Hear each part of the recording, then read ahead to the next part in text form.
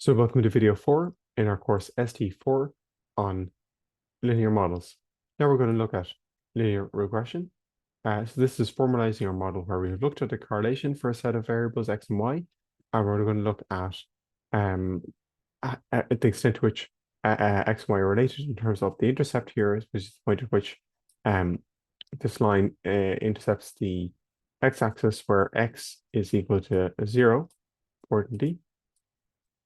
So I should intercept the y-axis when x is equal to 0, and then b, which is the slope of the line here. So b might be positive or negative. So that's what we're looking at there. And we should note that we're talking about the dependent variable y, the independent variable x. We've got our slope here and our intercept. And that's an example of our intercept down there of a value of 5. For y is equal to 5 plus 2x.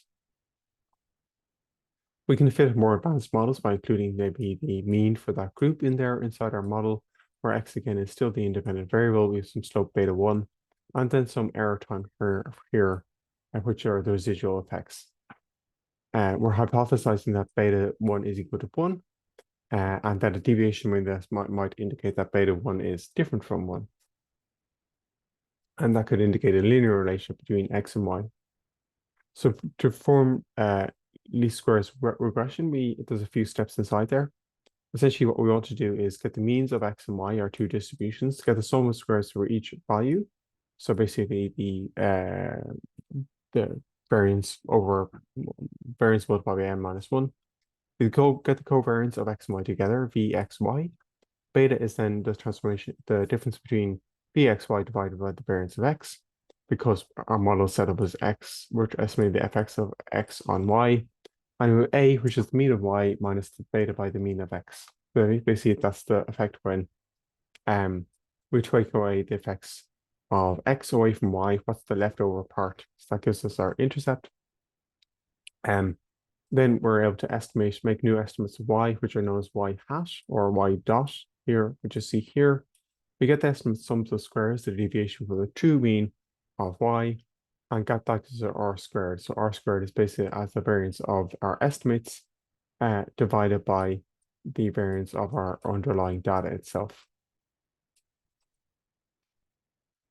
So that's our ratio for r squared, which is useful. We also have similar interpretations for beta and the intercept. So you can see beta is dependent on the covariance of x and y divided by the variance of x, which we see here. So we can think about real examples. So if we look at these real examples here where we have n equals 5 samples for x and y, we've got a mean of 2.7 plus or minus 3, and y is 2.3 plus or minus 1.5. If we put this into R, we'll be able to get the correlation between them, which is 0.9.